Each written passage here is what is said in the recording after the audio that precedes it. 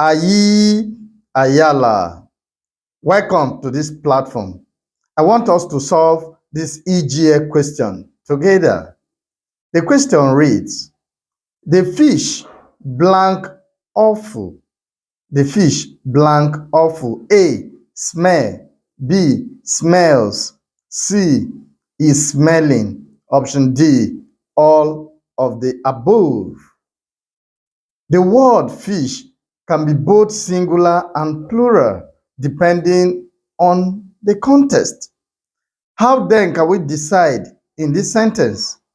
The sentence, the fish blank awful, doesn't give explicit context, but we can make some educated guesses. Before this will be done, I want to quickly remind us that intensive tutorial for 2025 JAM UTME and SSCE are currently in progress at Akahi Tutors, Ile-ife.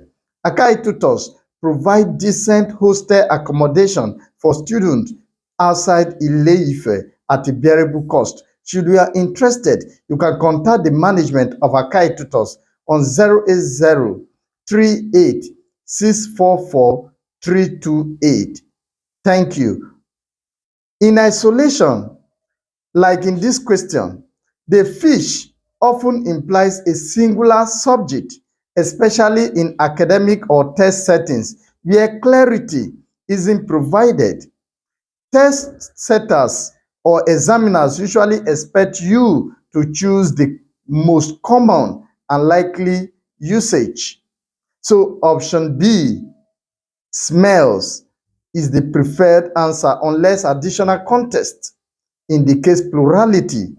When the word smell is used to describe the state or characteristic of something like its odor, it is a stative verb.